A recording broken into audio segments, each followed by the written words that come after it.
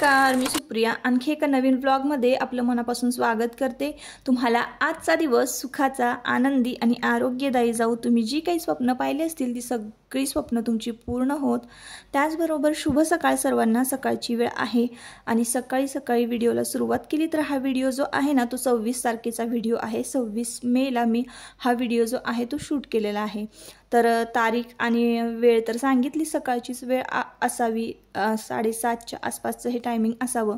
तर घरातला पारूसा केअर काढायला घेतलेला आहे आणि गेले 8 दिवस ना ताईंनो आपल्या व्हिडिओ म्हणजे चॅनलवर व्हिडिओज अपलोड झाले नाही। आपले नेहमीचे जे व्ह्यूअर्स आहेत त्यांनी सुद्धा कमेंट करून विचारले की ताई व्हिडिओ का येत नाही, तब्येत वगैरे बरी आहे ना? तर तब्येत तर ठीक होती, पण कसं असतं ना, समाजामध्ये अशा काही घटना घडतात की त्याची नकारात्मकता, त्याचे दुष्परिणाम ना आपल्यावर होत असतात। तर थोडंसं असंच काहीतरी झालं समजा। आता तुम्हाला तर माहिती आहे वैष्णवी हगवणीचं प्रकरण तुम्हाला माहिती आहे।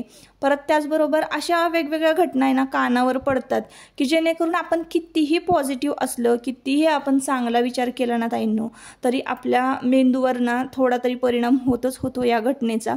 तर तसंच काहीतरी झालं आणि थोडंसं मी ना डिमोटिवेट झाले म्हणा, थोडंसं नाराज म्हणजे मन असं काहीच करावं असं वाटत नव्हतं ह्या सगळ्या घटना ऐकून एकंदरीत। तर ते सगळं विसरायला थोडासा वेळ लागतो, हेच कारण आहे। मी 8 दिवस व्हिडिओ अपलोड केले नाही आणि एकसारखं आहे ना वातावरण पण असं पावसाळी होतं, म्हणजे पाऊसच होता आजूबाजूला, काहीच करावंसं वाटत नव्हतं, आळस भरपूर आलेला, अशा ह्या सगळ्या गोष्टी। त्यामुळं व्हिडिओ जरा म्हटलं 8 दिवसाचा गॅप घ्यावा आणि पुन्हा एकदा आता नव्याने सुरुवात केलेली आहे। तर समाजामध्ये ह्या अशा काही घटना घडत आहेत ना की आपल्याला ना म्हणजे ते सहन करण्यापलीकडचंच असतं बघा, विचार करण्यापलीकडचंच असतं। आधीच आपल्या डोक्याला काही कमी विचार नसतो जरी आपण घरात असलो तरी सुद्धा। तर बघा असो, आता इकडं ना आजी बघा उठताना तुम्हाला दाखवते, आजीना उठायचा आणि बसायचा प्रॉब्लेम आहे। तर देवांशला ना मॅगी केली होती सकाळी सकाळी, तर नाश्ता भरवत होते आजी। तर बऱ्याच जणांनी कसं मागच्या व्हिडिओमध्ये नाही का थोडंसं मी तुम्हाला सांगते, अशा कमेंट येतात की आजी काही करत नाही का काम, किंवा नाही का तुम्हाला काही मदत करत नाहीत का? तर मला त्या कमेंटचा कधी राग नाही येत, पण ज्यांना माहिती नसतं म्हणजे घरातले काही रूल्स किंवा घरातल्या काही गोष्टी माहिती नसतात, रूल्स म्हणण्यापेक्षा घरातल्या काही गोष्टी माहिती नसतात ना, त्यांच्यासाठी मी तर सांगते की आजींचं कसं आहे, आजींना उठायचा आणि बसायचा प्रॉब्लेम आहे। म्हणजे त्यांना पटकन उठता येत नाही आणि बसता येत नाही, आणि जेवढ्या गोष्टी त्यांना बसून करता येतात ना, बसून काम, लसूण सोलणे, भाज्या नीट करणे, ह्या सगळ्या गोष्टी ज्या आहेत ना छोट्या छोट्या ते करतात। कधी मग मला एक्स्ट्राचं काम असेल तर देवांशला भरवणं, हे सुद्धा ते काम करतात। पण त्यांनी एक्स्ट्राचं म्हणजे काम करावं अशी मी अपेक्षाच कधी करत नाही। कसं असतं ताईंनो, त्यांनी पण आहे ना तरुण वयामध्ये भरपूर कष्ट केलेले आहेत। आता आपलं असं वय आहे कष्ट करण्याचं, तर आपण पण कष्ट करतो। आता एक वेळ आपलं सुद्धा हे वय जे आहे तर ते निघून जाणार आहे, आपण पण कधीतरी म्हातारं होणार, तर आपल्याला पण तेवढी एनर्जी राहणार नाही। कसं असतं ना, एनर्जी शेवटपर्यंत टिकवून ठेवणं, म्हणजे शेवटपर्यंत म्हणजे अगदी 80-90 वर्षाचं होईपर्यंत एनर्जी टिकवून ठेवणं खूप मुश्किल आहे। आपण जसं जसं बालपणातनं तारुण्यात येतो आणि तारुण्यातनं म्हातारपणाकडे जातो ना, तेव्हा बऱ्याच साऱ्या आपल्या स्वभावामध्ये, शरीरामध्ये, आपल्या एनर्जीमध्ये बदल झालेला असतो। ही गोष्ट पहिले तर लक्षात घ्यायची आणि त्यामुळेच मी ना मला जेवढं होईल ना तेवढं मी करते आणि कोणावरच मी असं घरातल्या कामाचं प्रेशर देत नाही। आपलं काम हे आपण केलंच पाहिजे आणि आपलं काम आपल्याकडनं पूर्ण झालं नाही तर उगीचच मुलांवर चिडचिड करणं किंवा इतर माणसांवर चिडचिड करणं, अशा कधी गोष्टी मी करतच नाही। कामासाठी कधीच मी चिडचिड करत नाही। आणि इतर काही गोष्टी म्हणजे बघा, आता कोण कुठं चुकत जर असेल ना तर मग मी ओरडते, एवढं मात्र आहे घरामध्ये। मला जर एखादी गोष्ट चुकीची होताना दिसत असेल किंवा मुलांकडनं काही चुका झाल्या तर मी नक्कीच ओरडते, पण कामासाठी कधीच मी कोणावर ओरडत नाही आणि चिडचिड करत नाही। आपलं काम आहे आपलं, ते आपण वेळेत पूर्ण केलंच पाहिजे आणि घरामध्ये जो काही थोडासा वेळ शिल्लक राहील आपल्याकडे तर त्या वेळेमध्ये ना 2 पैसे कमवायला पाहिजे। हे माझं रुटीन आहे, हे माझं आयुष्य आहे आणि हे मला असंच जगायला आवडतं। तर अशा सगळ्या गोष्टी आहेत ताईंनो। आता तुम्हाला एक सांगते, वैष्णवी हगवणीचं प्रकरण तुम्हाला माहिती असेल आणि सगळीकडे म्हणजे हीच चर्चा चाललेली आहे। सगळं हुंडा देणे किंवा मग तिचा असा जीव गेला, तर तुम्हाला एक गोष्ट सांगते ताईंनो, ज्या त्या वेळेला चूक काय आणि बरोबर काय आपलं मत आपल्याला ठामपणे जर मांडता आलं आणि स्वतःसाठी जर स्टँड घेता आला ना तर कधीच आपल्यावर अशी वेळ येत नाही. समोरची व्यक्ती जर मोठी असेल आणि आपण विचार करतो की त्यांना कसं बोलायचं किंवा काय, पण ती व्यक्ती जर चुकत असेल ना तर तिथं स्पष्टपणे बोलणं हे कधीही गरजेचंच ठरतं ताईंनो. आणि जगामध्ये ना ह्या उलाढाल्या कशासाठी होतात मला हेच कळत नाही. एक सून कधीतरी सासू होणार असते आणि एक सासू कधीतरी सून असते. तर ह्या सगळ्या गोष्टी का होतात, का भांडणं, का ह्या सगळ्या गोष्टी मला तर कळतच नाही. तर असो ताईंनो, आता इथे ना अमावस्या होती त्यामुळे ना मी चौकटीची स्वच्छता केली आणि ना स्वस्तिक काढून घेतलं. आणि त्यानंतर मग हे आता पावसाळा चालू आहे त्यामुळे उंबराले पण जे आहे ना हळदीचं ते वाळत नाही. उंबराले पण का करतात, दरवाजावर स्वस्तिक का काढतात, अन्नपूर्णेची पूजा का करतात, हे सगळं मी मागच्या ब्लॉगमध्ये तुम्हाला सांगितलेलं आहे. तुम्ही जर नियमितपणे जर माझे ब्लॉग बघत असाल तर हे सगळं ना प्रसन्नतेसाठी, घरातल्या शांततेसाठी, सकारात्मकतेसाठीच आपण ह्या सगळ्या छोट्या छोट्या गोष्टी करत असतो ना. अगदी थोडा वेळ लागतो हे सगळं करण्यासाठी. तर आता हे घरातली सगळी कामं आटपली, पारुसा केर काढून झाला, लादी वगैरे पुसून झाली, उंबरा लेपन झालं, देवपूजा झाली, चौकट सुद्धा स्वच्छ झाली, देवांचा नाश्ता झाला, ह्या सगळ्या गोष्टी झालेल्या आहेत. आणि आता ना मस्तपैकी आमच्या नाश्त्याची वेळ झालेली आहे. तर काहीतरी वेगळं आज नाश्त्याला करायची इच्छा होती माझी. तर मी इथं ना पास्ता आणलेला होता आणि हा पास्ता आज मी तुमच्याबरोबर म्हणजे रेसिपी जी आहे पास्त्याची ती शेअर करणार आहे. तर बाबासुद्धा विचारायला आले होते नाश्त्याला काय करणार आहे. तर पास्ता दाखवला मी, त्यांनी कधी खाल्ला नव्हता आणि मी पण फर्स्ट टाईमच बनवते आहे.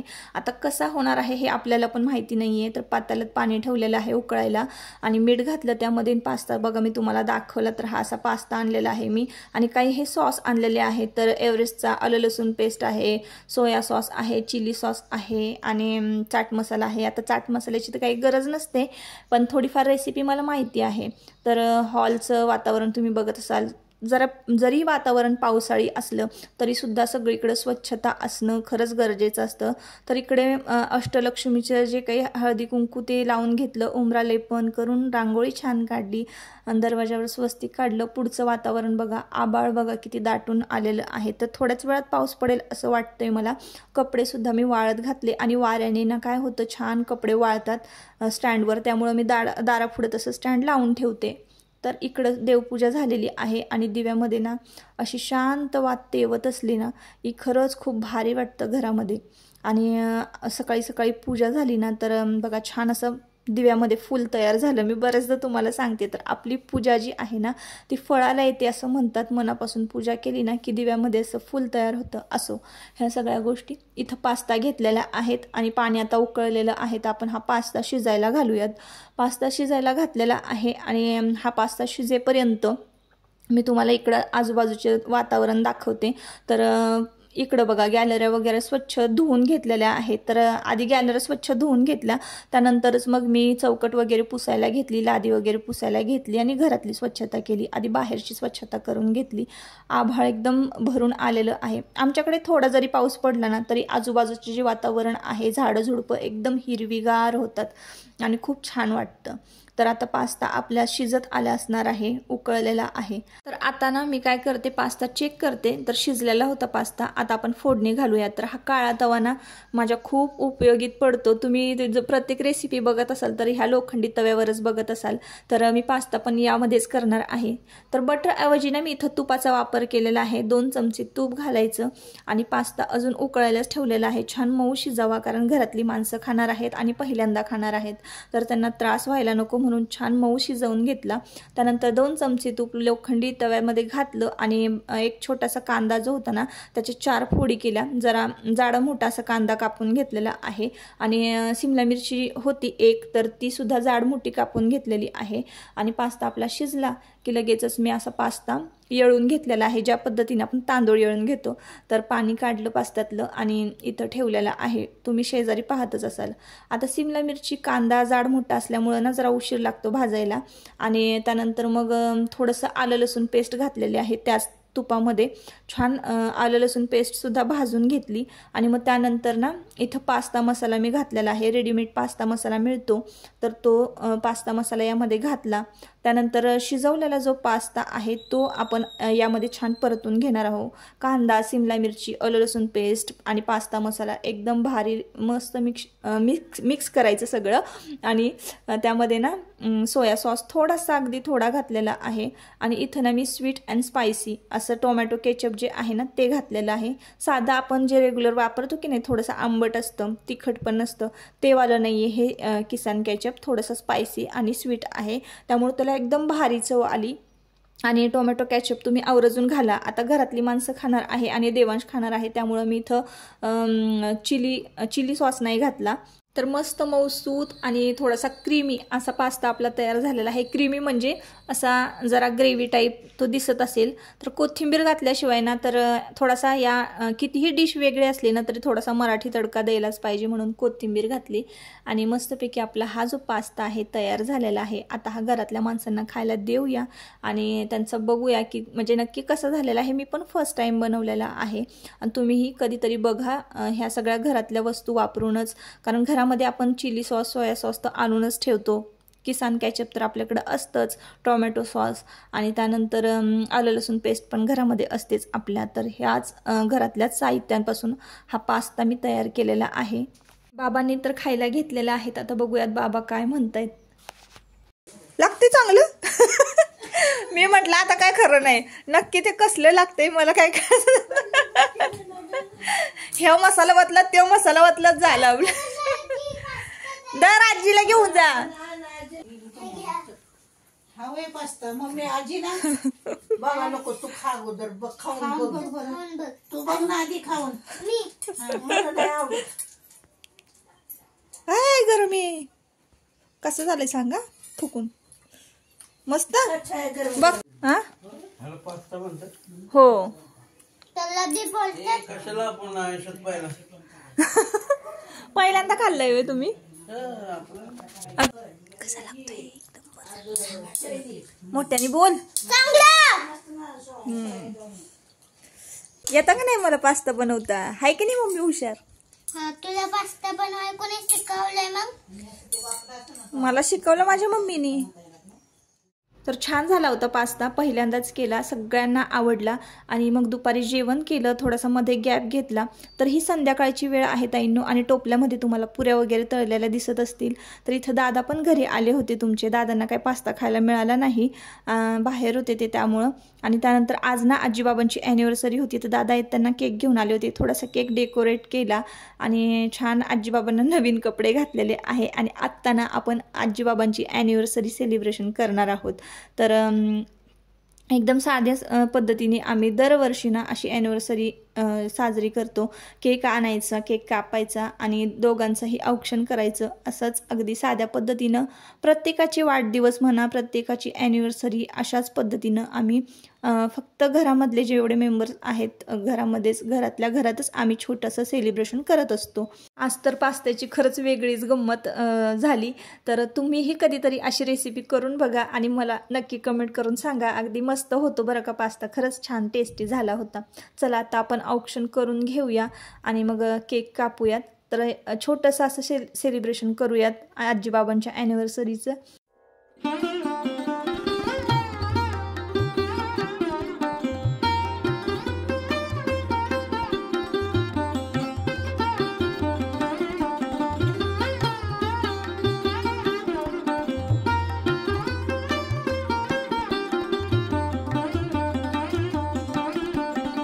तर इथं औक्षण झाल्यानंतर ना तुमच्या दादांनी 2 हार घेऊन आले होते। आता हे वेगळं सेलिब्रेशन, मला तर एवढा हसायला येत होतं ना ताईंनो, पण असो। आणि ते केकवरचे गुलाबजाम जे काढून ठेवलेले होते तेच मी भरवले, कारण स्वीट आणायचं दादा विसरले होते, फक्त श्रीखंड घेऊन आले होते। मग ते केकवरचे गुलाबजाम मी काढले आणि मग आजीबाबांना भरवले। असं आमचं आजीबाबांच्या ॲनिव्हर्सरीचं सेलिब्रेशन झालं। तर हार वगैरे घातले एकमेकांनी दोघांना, मला तर एवढं हसायला येत होतं ना ताईंनो, खरंच मला खूप हसायला येत होतं। तर असंच छोटंसं सेलिब्रेशन आणि मग एकमेकांना हार घातले, एकमेकांना आजीबाबांनी केक भरवला आणि त्यांचं मला वाटतं 45 वर्षाच्या पेक्षा जास्त झालेले आहेत लग्नाला वर्ष आणि 45वी कदाचित ॲनिव्हर्सरी त्यांची ही असावी. आणि हार पण एवढे मोठे मोठे होते ना ताईंनो की सगळे ते खाली येत होते. तर अशा पद्धतीनं छोटंसं असं सेलिब्रेशन आपलं ॲनिव्हर्सरीचं झालेलं आहे. आणि आजीबाबांचं आता लग्न झालेलं आहे असंच म्हणूया आपण. लगेच फोटो वगैरे काढायला बाबा वगैरे लगेच उभे राहिलेले आहेत. आणि केक पण बघा तुम्हाला दाखवते, 2-3 गुलाबजाम याच्यावरचे काढून ठेवले होते आणि असं गुलाबजाम रसमलाई फ्लेवरचा केक होता. आणि अशा पद्धतीनं आता आपलं सेलिब्रेशन जे आहे लग्न सोहळा पार पडलेला आहे. आणि तुमचे दादा पण ते फुलं हे डोक्यावर टाकत होते आणि देवांश बघा गोळा करतोय आणि आजीबाबांच्या डोक्यावर टाकतोय. तर अशा पद्धतीनं हा ॲनिव्हर्सरी सोहळा पार पडलेला आहे. आणि थोड्याच वेळात आता पंक्ती बसणार आहेत. जेवायला काय काय केलेलं आहे थोड्याच वेळात मी तुमच्याबरोबर ताटसुद्धा शेअर करते आणि आजीबाबांना केक वगैरे भरवते. आणि फोटो वगैरे काढणं थोडंसं चाललं होतं. आणि मग त्यानंतर खूप मज्जा आली. असं हे छोटंसं का सेलिब्रेशन असं ना, पण खरंच खूप मज्जा आली. तर आजच्या पंक्तीला बघा असं काहीसं ताट होतं. तर केक, श्रीखंड, बटाट्याची भाजी, पुरी आणि मसाले भात असं जेवायला होतं. तर देवांना नैवेद्य दाखवला. आणि आता आमच्या लगेच पंक्ती बसणार आहेत. तर तुम्ही सुद्धा जेवायला या आणि तुम्ही सुद्धा मस्त असं आजीबाबांचा ॲनिव्हर्सरी सोहळा जो आहे तो व्हिडिओ बघतच एन्जॉय करा. चला आता आम्ही जेवून घेतो आणि आजच्या व्हिडिओचा शेवट इथंच करतो. परत पुन्हा भेटूया नवीन एका ब्लॉगमध्ये. तोपर्यंत स्वतःची काळजी घ्या, मजेत राहा. आणि ब्लॉग आजचा जर आवडला असेल तर नक्की आपल्या चॅनलला सबस्क्राईब करा आणि व्हिडिओला लाईक करा. चला बाय बाय.